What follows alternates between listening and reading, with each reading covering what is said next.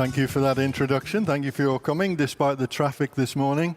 I'm going to take you back a few years just to start things rolling. There's a picture. It's a very fuzzy picture, I know. It shows my father, the white-haired guy, with a little version of me. So the little boy going like this is actually me. Now, this was a rare picture because my father didn't get out too much when I was very young. He had a condition called Agoraphobia, which some of you may well know about. It's the fear of open spaces.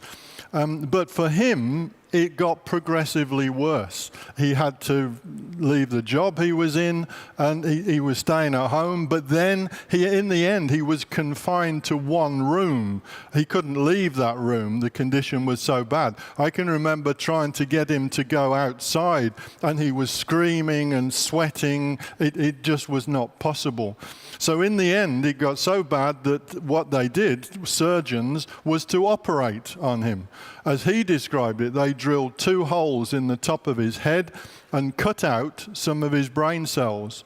And quite amazingly, in a very short space of time, he was just fine. He came home. In fact, he would then go and talk to anybody. He would go anywhere. He was better than fine, if you like. But I was amazed as a young boy as to how changing just a small amount of the brain can completely change a personality of somebody. And that was a basis for some of the research that I've done. Now I'm going to skip forward 20-odd years because that introduction to neuroscience in a practical way inspired me to go on and get a degree. And my father was with me when I got my degree, a wonderful day. But if you then link that, I have interest in science fiction, doesn't everybody? Things like Matrix and the Terminator and looking at what robotics can do, what AI is, what possibilities artificial intelligence opens up and so on. And you put that all together, and then I worked my way up to be a professor of cybernetics at Reading University at the time, where I was in a position that I could actually carry out a bunch of experiments. And it's really those experiments I'm going to describe to you today, given that basis as to why I wanted to get into it. So these are practical experiments. I'm not going to say, in the future, we will do this, that, and the other. So it's not an MIT type of presentation. This is experiments that have actually been done, and I'll be able to describe some of the results. The first one, I mean, despite the potential dangers when you take on something first, of course, you can't be sure exactly how it's going to work, and you're never sure of the technology.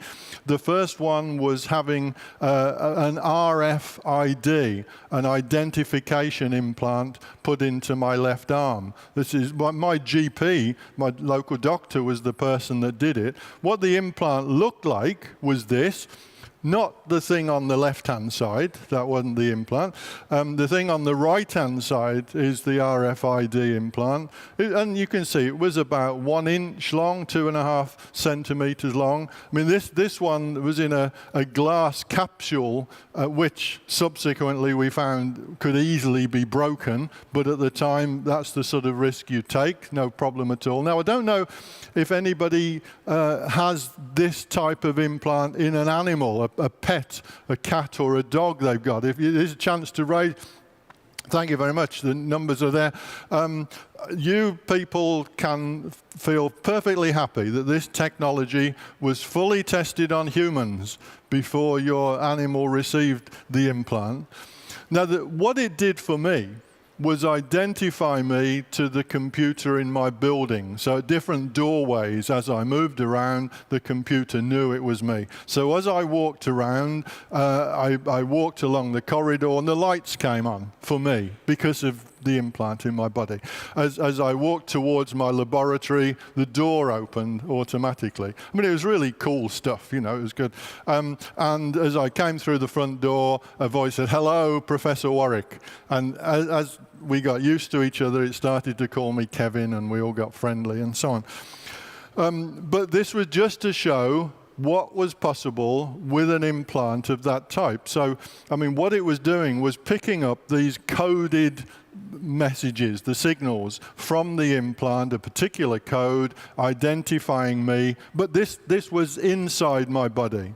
And I got to thinking pretty quickly, well, okay, if we're getting messages from inside my body that are affecting what the computer does, why do we just have to send a simple code? Why can't we send different messages to do with the body? So that led on to the next experiment, which was in fact 4 years later. This is me on the operating table at the Radcliffe Hospital in Oxford. Altogether, there were 4 neurosurgeons involved. There's 2 of them in the picture there. So this was something for them. Again, it was a first. It was a project involving what's now called the brain gate.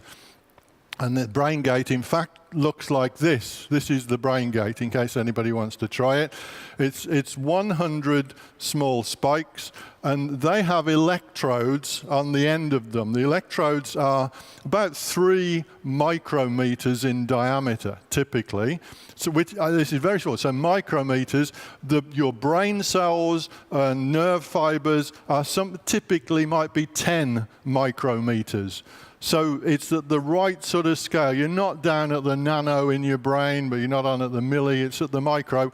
And you're getting, with this sort of implant, very high resolution. You may well be able to send signals into just one brain cell, for example, or one nerve fiber, or to pick up signals. So it's bidirectional. You can transmit signals in or pick up signals from. So this was implanted, I still got the scars there, into the nervous system in my left arm, in order to link my nervous system with a computer and then onto the internet bidirectionally. So to send motor signals out and to take sensory signals in for a whole bunch of experiments. And one of the things I wanted to look at was when you consider humans, we have a very limited range of senses.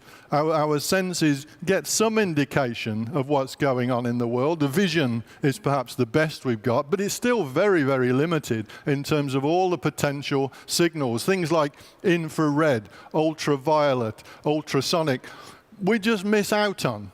It's going on around us, but we don't take any notice of it because we don't perceive it, we don't sense it. It's not important in that sense to the body. But what about upgrading our senses? Why not look at improving the range of senses that we've got?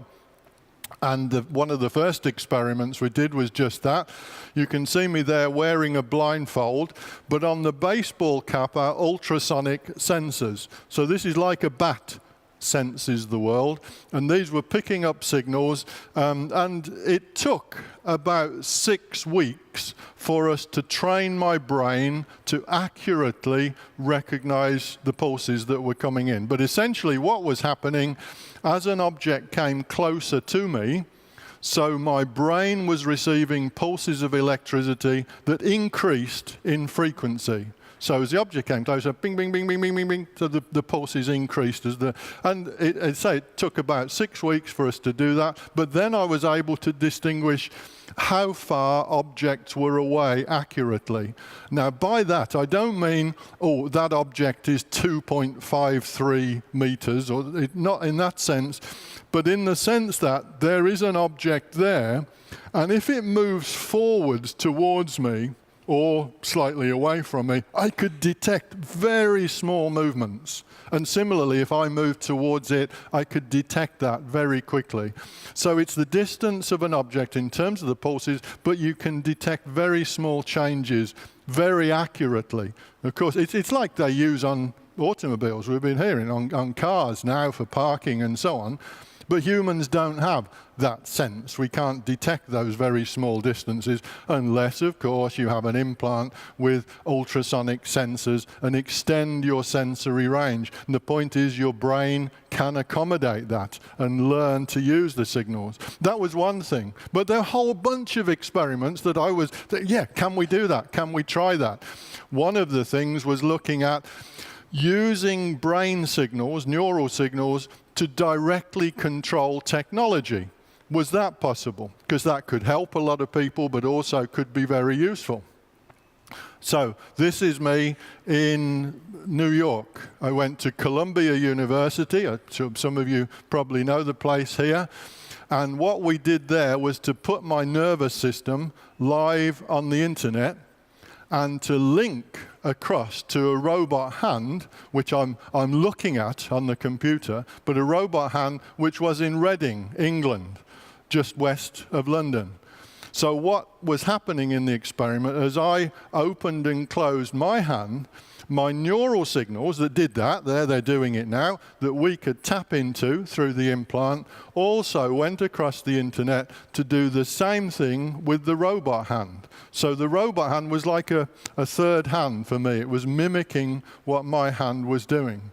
Not only that, but when the robot hand gripped an object, signals were sent back from the fingertips across the internet to stimulate my nervous system in New York. So I could feel how much force the robot hand was applying on another continent. And I could adjust my grip, which adjusts the robot grip, in order to just, the egg test, where the hand just grips an object. So I could do that, but I was in one place and the hand was in another place, which means that with this technology, your brain and your body do not have to be in the same place. That's how we've got through evolution, but it doesn't have to stay like that. That's boring just to keep it like that. You can upgrade and have your brain in one place. Your body can be, you can have all over the place. Your body can be on other planets, as long as you have a network connection to link you up. And it doesn't have to be arms and legs. Your body can be buildings, vehicles, whatever you want it to be, that it's connected to the network. That's motor signals and sensory signals, which is relatively easy. They're easy to detect. What about other things like emotional signals? Because on the nervous system, you can detect different indications of emotions. For example, Ross Pickard at MIT is looking at anger and stress in drivers around Boston, one example. This is my wife wearing some jewellery that was put together by a student at the Royal College of Art. The jewellery was controlled by signals from my nervous system through the implant. If I was calm and relaxed, her jewellery, you can see there, was blue. And if I got excited, then her jewellery started flashing red. Now, if you can imagine, there she is, jewellery's blue, fine, he's not doing anything he shouldn't. And then the jewellery starts flashing red. What is he doing? And more importantly, who is he doing it with? So I don't know whether that was such a good idea, that one. For me, the critical one, though, was communication. Because, frankly, how humans communicate now is pretty pathetic. We have highly complex electrochemical signals in our brains. Thoughts, images, feelings, emotions, blah, blah, blah, blah, blah. And if we want to communicate that to someone else, what do? We convert those signals to trivial coded pressure waves, mechanical signals. That's what I'm doing now, which travel very slowly and eventually get to somebody's ear, and they convert it back from mechanical signals into electrochemical. And even if you've been married for 20 or 30 years, what are you talking about? It's so difficult to understand exactly what's going on. So my wife helped again. She had electrodes pushed into her nervous system, and we linked our nervous systems together. So every time she closed her hand, my brain received a pulse directly. So ding, ding, ding, ding, ding, ding. So it was like telegraphic communication between our nervous systems. And of course, when we then take that a step further and we go brain to brain, we're looking at a form of telepathy. So we're altering how brains operate. For that, we had to see, well, how can we alter how brains operate? So what we did was take brain cells, firstly from rat embryos, because rats aren't particularly popular, and we took the brain cells, put them into this little dish here. You can see the black rings, because this is living brain cells. We had to keep this in an incubator. The black rings are to make sure the brain doesn't dehydrate. We have to keep it moist. In fact, we feed it every couple of days with minerals and nutrients, very much like the energy drinks you buy, except it costs much more because it's in a laboratory bottle and so on for some strange reason. And after about 10 days, these brain cells have made lots and lots of connections, and we've got various passageways through the brain. And we use specific passageways to give this brain a body. So, and here we've got now, what we're trying to do is to get this robot, so this robot here, the physical robot, has a biological brain for its decision making. And you'll see now it'll get to the wall, and what we wanted to do is detect the wall and turn right there. So that decision was what we wanted. Then it changes its mind, which is not what we want, and crashes into the wall, which is not what we want. But this is a baby robot. It's only 10 days old in terms of its brain. So we leave this robot in this little corral here for about 1 hour every day, and then look at the changes that occur in the brain. There, it got it right. So every time it gets it right, that strengthens the passageways. That's how brain cells work. Strengthens the passageways through the brain, so it becomes more likely to do it next time. It's forming habits. This is exactly the same how your brain works. If you do something, you do something, you do something, it forms passageways through the brain, which you can enhance. We can play around with it. We can add brain cells, we can add chemicals to help this learning process go on, and then investigate what's happening there. I'm now going to skip forward from our little robot like that. This is the same robot, the same brain, after 2 months. And you'll see what it's like now. All it's been doing is that. What you've seen there every day. So in the university, it's had a university education, this robot. And you'll see what it's like. All we wanted to do is detect the wall in this simple experiment and turn right.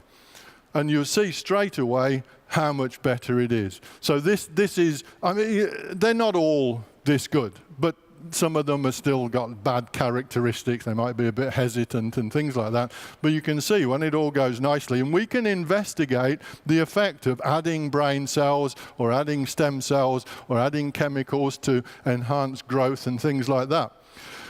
With the rat brain in 2 dimensions, we're dealing with 150,000 brain cells, which is about 1% of the human brain. But it's still 150,000 is still a reasonable number. With 3-dimensional, this is latticed growing, we can take that number up to about 60 million. And we can also use human brain cells. In fact, for a strange reason, it's easier to get ethical approval to use human brain cells in the rat, rather than rat brain cells. But there we go. So what we have now are robots that can learn how to move around using 60 million human brain cells. Probably a lot more than they actually need for what they're doing. Let's just speculate a little bit. If we were to take that forward, not just 60 million, but 100 billion, so we've got the same sort of size as a human brain, but it's in this. But then do we have to consider giving this robot rights because it's got the same brain capacity as we have? It's just got a technological body, that's all. You can't do this and that because you've got the wrong sort of body. Is that fair? And if we give it rights like that, would we have to allow it to vote? And if it did, would it be crazy enough to vote for Brexit? Only one way, we'll find out. Maybe we'll get lots of these and we'll avoid Brexit after all. So, what's the point of all this? Well, clearly there is a therapeutic point. Just like my father benefited enormously from the operations that went ahead, so we can look at helping blind people by providing them with different sensory inputs. Or we can take an amputee or somebody who's paralyzed, as we see here, case of Matt Nagel, and allow them to control robot technology directly from their brain signals. We can also take stroke patients and look at adding new brain cells or adding stem cells in order to try and combat the problem that they've got. So therapeutically, there's an awful lot we can do. But for me, the exciting part is not so much therapy, but in terms of enhancement. How can we take the human brain as it is now and start to give it more capabilities? Well, clearly, sensory input we've looked at, why not have other senses? I mean, there could be, for example, a super intelligent, ultraviolet being standing next to me at the moment. But nobody here can say, no, there's not, because you haven't got an ultraviolet sense. If anybody does have, because they're doing some cyborg experiments, then please shout out, yeah, I can't witness any creature there ultravioletly.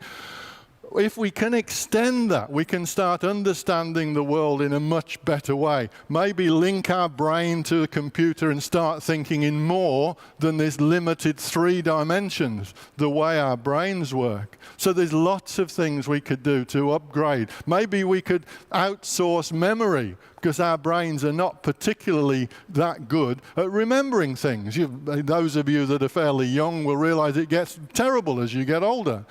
But the biggest thing for me is this thing of communicating in a whole new way, directly from brain to brain. So a form of telepathy. I'm convinced that in the future, we will all communicate just by thinking to each other. But as the title of the presentation says, I mean, by doing that, we'll be linking ourselves into the network. We'll be able to communicate in a much better way in terms of emotions, feelings, and so on.